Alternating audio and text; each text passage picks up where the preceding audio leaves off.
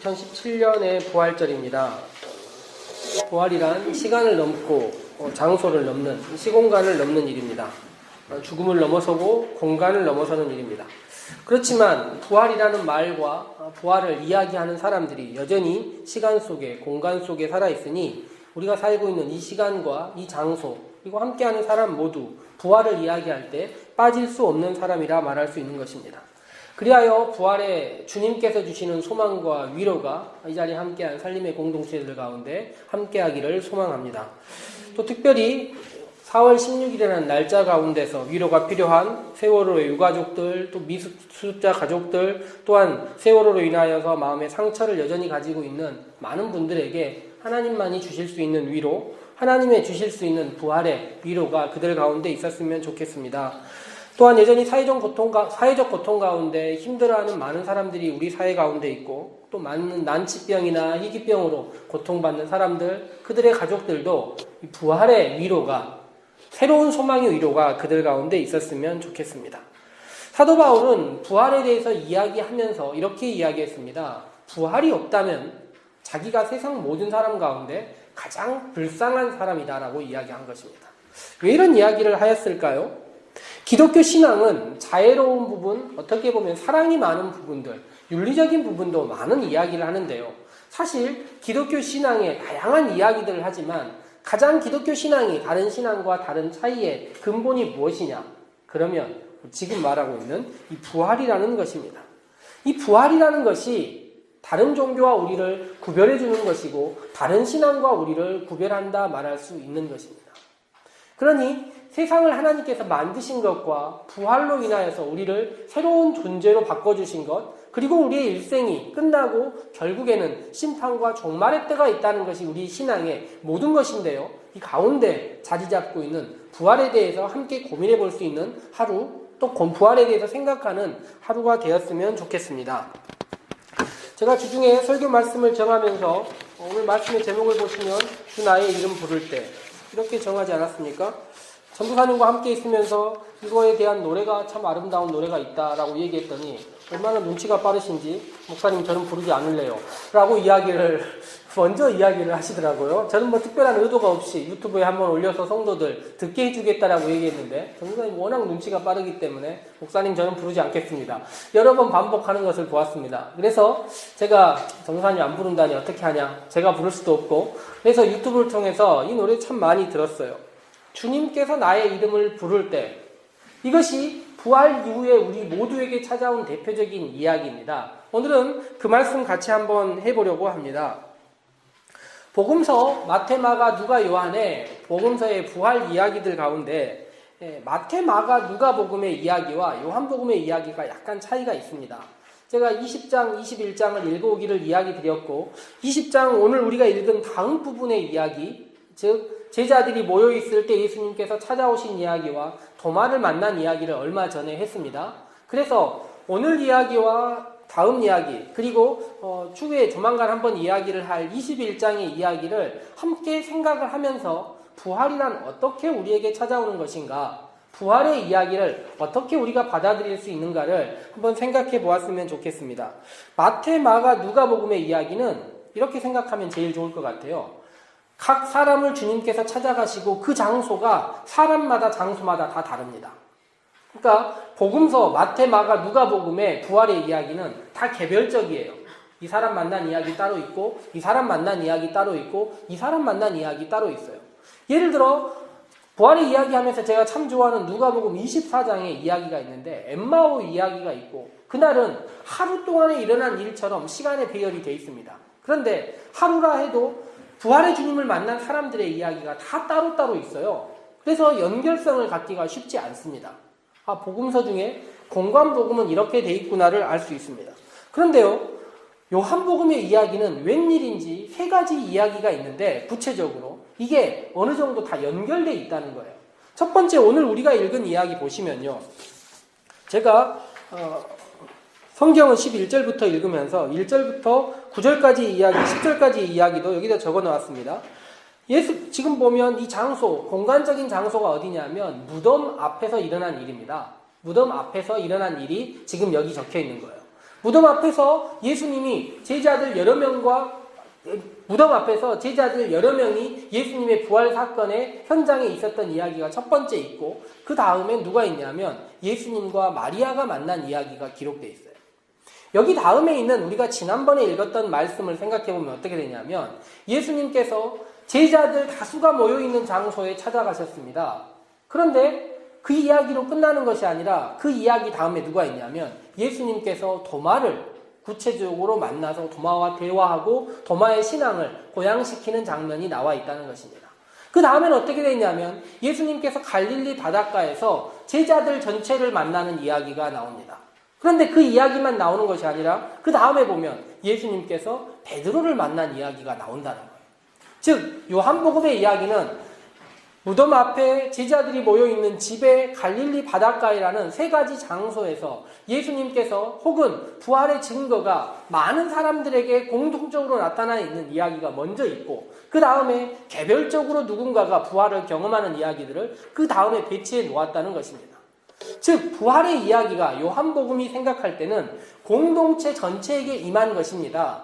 부활의 이야기가요. 그런데 그렇게만 해서 부활의 이야기가 구체적으로 각 개인에게 다가오지 않는다 생각하여서 공동체가 느끼는 부활과 개인이 어떻게 더 구체적으로 부활의 주님을 인격적으로 만났는가의 이야기를 앞에, 뒤에 이렇게 계속 다루고 있다는 것입니다.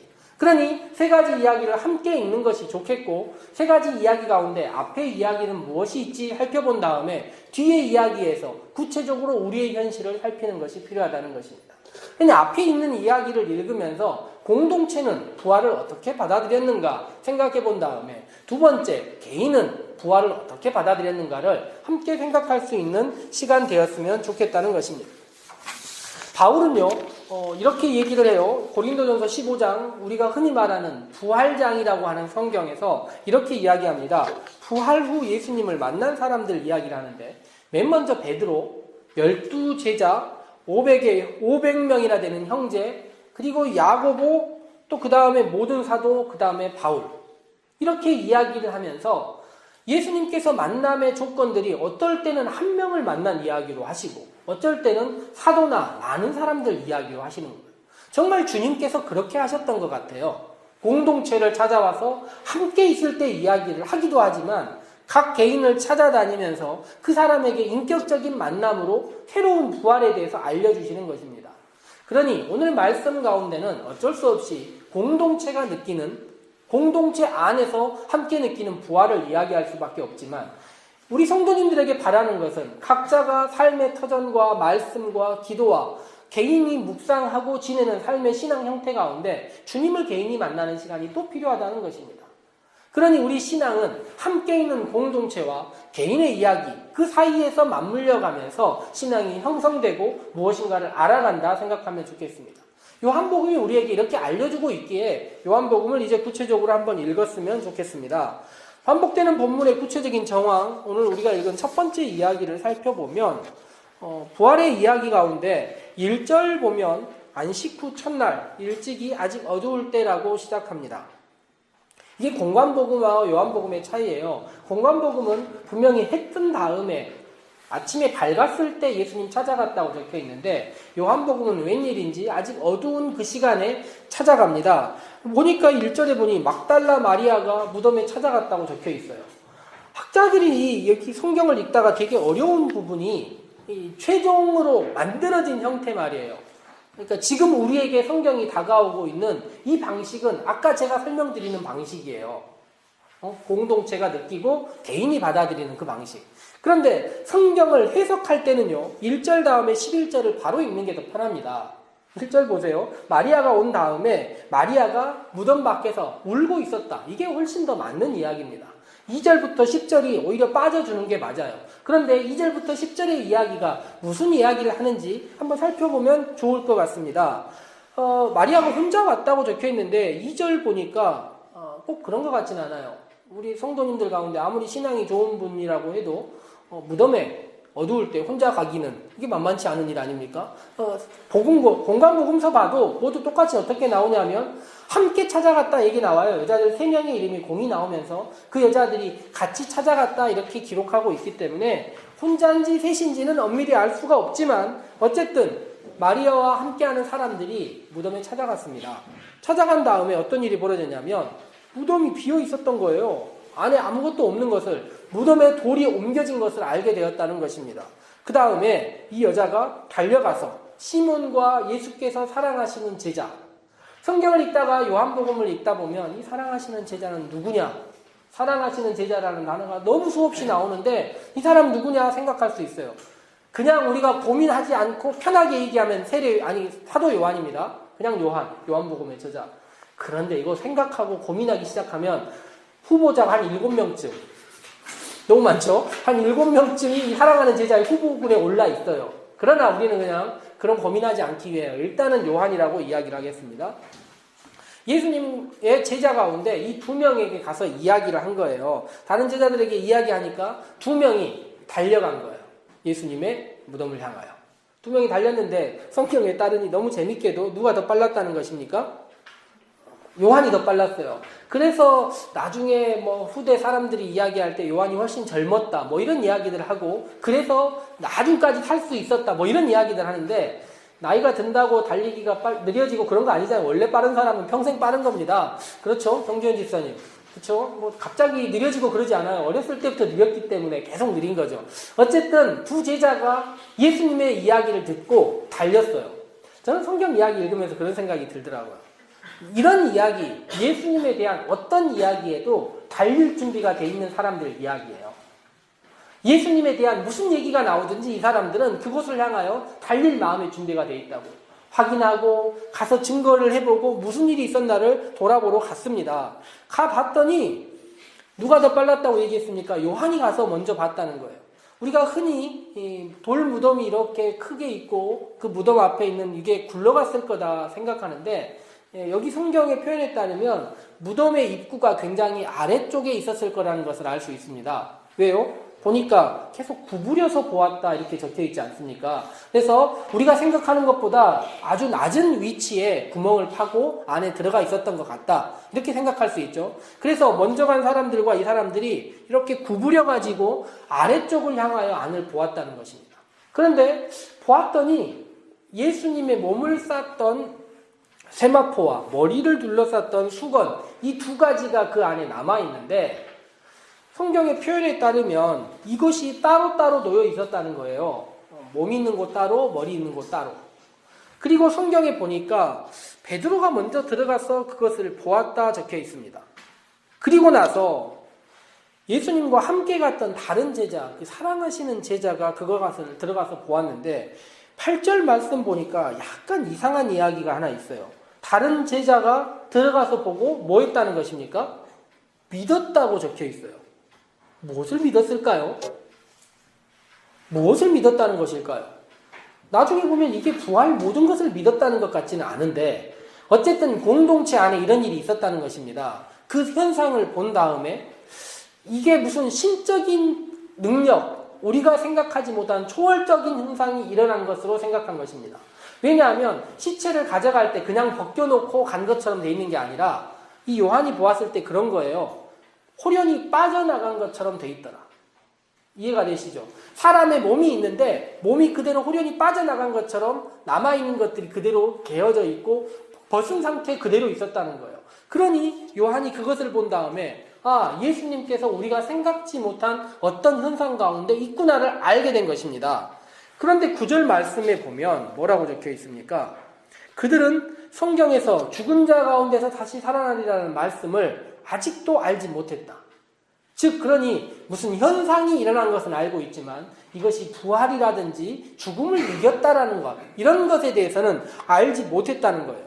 왜 이걸 확실하게 알 수 있냐면 무엇인가 놀라운 현상, 자기들이 생각하지 못한 이런 것들이 일어났다면 그 자리에서 더 확인해야 되잖아요. 그런데 무슨 놀라운 일이 벌어졌다는 것만 믿은 거예요. 그래서 10절에 보니까 그 제자가 자기들의 집으로 그냥 돌아갔다 적혀 있습니다. 이게 첫 번째 이야기입니다. 그 공동체에 있었던 이야기예요. 그런데 여기에서 멈추지 않는 한 여인의 이야기가 나와 있는 것입니다. 오늘 성경을 읽어보니까 이 여자가요, 성경에 보니 1절 다음에 11절을 읽어보면 막달라 마리아가 무덤에서 돌이 굴러져 있는 것을 보았어요. 그 다음에 어떻게 합니까? 안에 보니 예수님이 없는 거예요. 그러니 이 여자가 할 수 있는 게 다른 방법이 없어요. 울고 있었다는 것입니다. 여자가 우는 것처럼 힘든 일이 없죠. 예? 여자분들이 많으시니까 예? 우는 여자만큼 힘든 일이 없는 것 같아요. 울고 있으면 어떻게 해야 될지 모를 것 같아요. 그런데 이 울고 있다는 것에 누가 나오냐면 천사들도 이게 지금 만만치 않은 거예요. 여자의 울음 앞에서. 예? 여자들이 울으면 굉장한 무기라는 것을 알고 이 천사도 이 여자가 울면 어떻게 해야 될지 모른다는 거예요. 그래서 뭐라고 이야기를 하냐면 어떻게 왜 우느냐라고 묻는 거예요. 그런데 제 성경 가운데서 가장 놀라운 이야기 여기 보니까 13절에 이 여자가 우는 이유가 나와 있습니다. 뭐라고 이야기를 하냐면 내 주님이 없어서 내 주님이 이 자리에 없기 때문에 내가 운다는 거예요. 저는 이 여자의 눈물의 원인이 여기 있다는 것입니다. 이 여자가 생각할 때 살아있을 때뿐만 아니라 죽을 때라도 주님을 주님으로 받아들이는 이 여인의 마음이 있지 않습니까? 내 주님이 이 자리에 없기 때문에 내가 울고 있다는 것입니다. 저는 이런 고귀한 눈물이 있을까 생각해 보기도 하고 이 눈물 앞에서 누가 나타나는 것입니까? 조금 있으니까 예수님이 나타나시는 것입니다. 눈물과 함께 눈물의 원인이 내 주님이 없기 때문에 주님이 없기 때문에 울고 있다라는 그 말 앞에서 천사도 주님도 나타날 수밖에 없었다는 것입니다. 부활의 주님의 모습은요. 그런데 그 다음에 보니까 울고 있는 마리아가 너무 울어가지고 앞이 잘 안 보여서 그랬는지 어쨌든지 알 수가 없지만 예수님을 만났는데 예수님이 누군지를 모르고 있다는 거예요.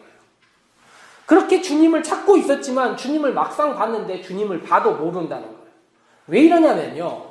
부활의 이후의 모습이라는 것이 부활 이전의 모습과 조금 달라지는 것 같습니다. 나중에 이 21장 이야기를 읽어봐도 제자들도 예수님을 한눈에 보고 알아보지 못해요. 다른 성경 봐도 그러지 않습니까? 엠마오 도상에서는요. 제자들이 예수님과 함께 걸어가요. 뚜벅뚜벅 걸어가는데 한참을 걸어갔는데도 같이 가시는 분이 누군지를 모른다는 거예요. 그러므로 부활이라는 단어가 가지고 있는 알 수 없음에 대해서 생각을 해야 되는 것입니다.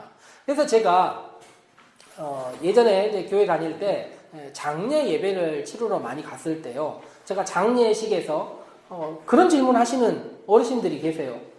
부활하면 천국 가면 우리 남편 만날 수 있을까요? 천국 가면 우리 부인 만날 수 있을까요? 부활이라는 단어에 따르면 못 만난다입니다. 봐도 모를 거예요. 우연히 지나갈 수밖에 없을 것입니다. 얼마나 슬픕니까? 그런데 성경을 읽어보니 부활 이후에도 만날 수 있더라고요. 알만한 것들이 있더라는 것이죠. 괜찮습니다. 천국 가서 이렇게 벨이 울리면 우리 장갑동 집사님이라고 생각할 수 있겠죠.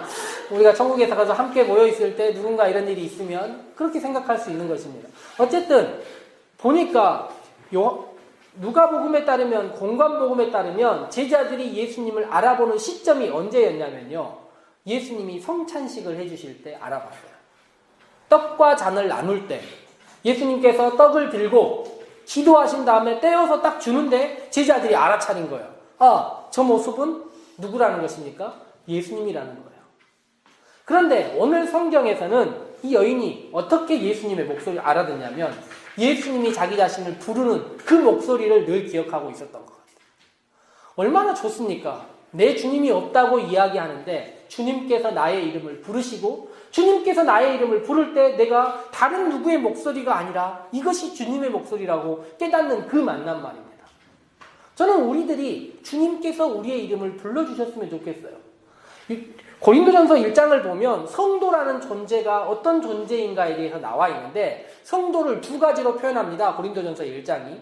주님께서 우리를 불러준 사람을 성도라고 불러요. 그리고 나서 그 다음에 우리가 주님의 이름을 부르는 사람. 이게 성도입니다.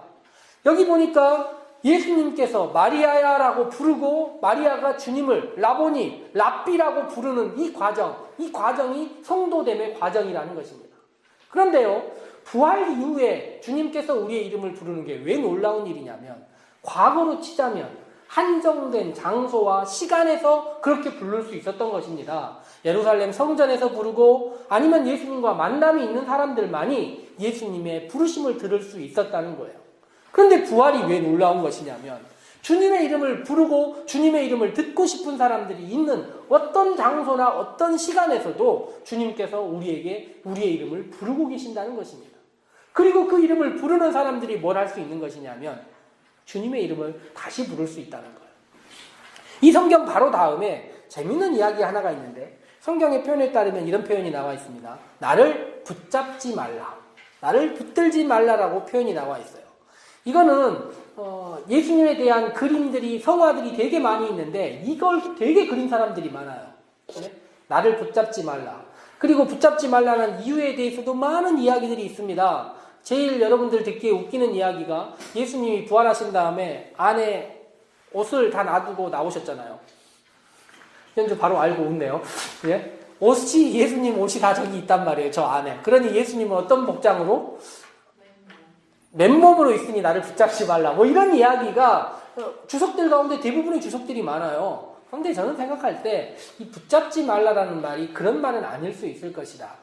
그리고 요한복음의 20장, 21장에 나타나 있는 이야기를 함께 생각해 보건대 붙잡지 말라라는 말은 이런 말이 될 수 있습니다. 우리가 먼저 주님의 이름을 부르는 것, 우리가 주님을 붙잡는 것, 이 두 가지가 같은 의미예요. 그런데 우리가 주님의 이름을 부른다는 것과 주님의 이름을 붙잡는다는 게 어떤 의미냐면 나의 한정된 시간과 내가 원하는 장소에서 주님을 붙잡는 것입니다. 그런데 이 붙잡음이 어떻습니까? 내가 약간의 아쉬운 상황들, 어려운 상황들이 있으면 어떻게 해버린다는 거예요? 놔버릴 수 있는 상황들이라는 것입니다. 그런데 예수님께서 추후에 계속 반복되는 붙잡음이 무엇이냐면 나를 붙잡지 말라, 내가 너를 붙잡으리라입니다. 이것이 우리 신앙의 가장 놀라운 점이에요. 우리가 주님의 이름을 부르기 전에 주님께서 먼저 우리의 이름을 부르셨고 우리가 주님을 붙잡기 전에 주님께서 먼저 우리를 붙잡으신 것, 이것이 우리의 신앙이고 우리의 부활의 체험이라는 것입니다. 마리아가 이것을 경험하고 이후에 보니 도마가 그것을 경험하고 그 후에 보니 베드로가 경험하고 그 후에 보니 수없이 많은 사람들이 같은 경험을 한 것입니다. 주님께서 우리의 이름을 불러주시고 우리를 붙잡아주시고 우리를 잡아서 이끌어주시는 그 경험들을 공히 같이 누린 사람들의 이야기, 이것이 성도들, 이것이 우리의 신앙이라는 것입니다. 2017년의 부활절입니다. 부활절을 지나고 우리의 매일의 삶이 다시 우리 가운데 주어질 것입니다. 그런데 이제 한번 귀 기울였으면 좋겠고 내 세상의 욕심에 따라서 이끌려서 사는 것이 아니라 주님 나를 잡아주십시오. 주님 나의 이름을 불러주십시오라고 우리들이 생각하고 기도하고 그런 삶을 살 수 있는 존재들이 되었으면 좋겠습니다.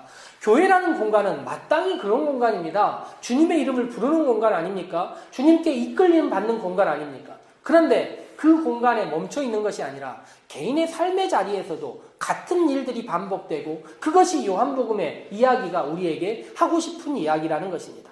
그러니 2017년의 부활을 맞은 우리 산림교회의 모든 성도들이 이 자리에서 주님께서 우리를 이끄시고 이끌어주시고 붙잡아주시는 경험을 함께 하셨다면 삶의 자리에서도 주님 나의 이름을 불러주십시오, 나를 붙잡아주십시오라고 이야기하고 그런 삶을 통하여서 부활의 주님을 경험하여서 주님과 동행하는 삶을 살 수 있는 성도들 되시기를 소망합니다. 함께 묵상하도록 합시다.